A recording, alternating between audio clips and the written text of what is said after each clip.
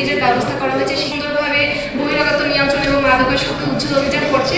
তো সেই হলে তারা আসলে যে কোনো সময় যে কোনো প্রয়োজনে আগে প্রবেশ করতে পারতো না।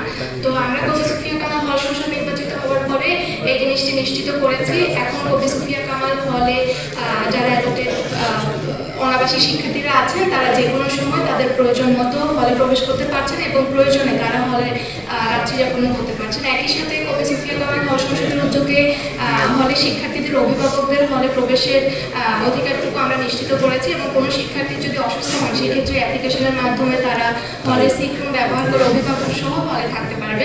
সেই সাথে কবি সুফিয়া কামাল হল সংসদের উদ্যোগে প্রথমবারের মতো কবি সুফিয়া কামাল হলে নতুন 3টি ডিপ ফ্রিজের ব্যবস্থা করা হয়েছে শিক্ষার্থীদের জন্য এবং প্রত্যেকটি শিক্ষার্থীদের জন্য 2টি করে হল কার্ড নিশ্চিত করা হয়েছে এবং একই সাথে কবি সুফিয়া কামাল হলের রিডিং রুমগুলোর প্রয়োজনীয় সংস্কার করা হয়েছে। রিডিং রুমে নতুন ওয়াইফাই সংযোগ দেওয়া হয়েছে এবং হলের প্রত্যেকটি ফ্লোরের কমন স্পেসগুলোতে কবি সুফিয়া কামাল হল সংসদের উদ্যোগে 4টি করে টোটাল 80টি নতুন কাঠের চেয়ার দেওয়া হয়েছে এবং ঝাড়পোকা নিধন কর্মসূচি কবি সুফিয়া কামাল হল সংসদ তার নিজস্ব উদ্যোগে যে রুমগুলোতে ঝাড়পোকার সমস্যা রয়েছে সেই রুমগুলোতে কার্যক্রম পরিচালনা করেছে এবং একই সাথে কবি সুফিয়া কামাল হল সংসদ দায়িত্ব গ্রহণের পর 4টি নতুন পানির ফিল্টার দেওয়া হয়েছে।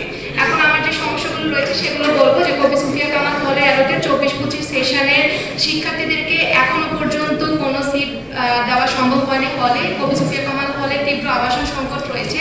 সেই আবাসন সংকট নিরসনের জন্য আমরা একটি প্রস্তাবনা দিয়েছি যেগুলো হচ্ছে কবি সুফিয়া কামাল হল এবং সরকারি কর্মচারী হসপিটালের পাশাপাশি যে জায়গাটি রয়েছে সেই জায়গাটি কবি সুফিয়া কামাল হলের জন্য বরাদ্দ দেওয়া। এ বিষয়ে আমি ডাকসু জিএস এস.এম. খালেদ ভাইয়ের সাথে কথা বলেছিলাম। তিনি বলেছেন বিশ্ববিদ্যালয় প্রশাসনকে জানানোর জন্য, তারপর উনি ব্যবস্থা করবেন। তো আমি বিশ্ববিদ্যালয় প্রশাসনকে জানিয়েছি, এখন আশা করি যে ভাই আমাদেরকে সর্বাত্মকভাবে সহযোগিতা করবে। এছাড়া বিশ্ববিদ্যালয়ের নিরাপত্তার কাজটি করছে আমাদের সর্ব আছে, এবি জুবাইর আছে, খুবই সুন্দরভাবে বহিরাগত নিয়ন্ত্রণ এবং মাদকাসক্ত উচ্ছেদ অভিযান করছে। তো তাদেরকে আমি এটার জন্য ধন্যবাদ দিতে চাই এবং একই সাথে অনুরোধ করতে চাই যে তারা যেন সুফিয়া কামাল হলের রাস্তাটুকুর দিকেও একটু নজর দেয়, কারণ দোয়েল চত্বর থেকে কবি সুফিয়া কামাল হল পর্যন্ত যে রাস্তাটি রয়েছে সেখানে কিন্তু আমাদের হলের শিক্ষার্থীরা নিরাপদে যাতায়াত করতে পারে না। এখানে অনেক মাদকাসক্ত থাকে এবং অনেক সময় অনেকেই শিক্ষার্থীদেরকে অনেকভাবে হয়রানি করে। তো এই বিষয়গুলো আসলে যদি একটু নজর দেওয়া হয় এবং একই সাথে আমি 10 সেকেন্ডে শেষ করছি।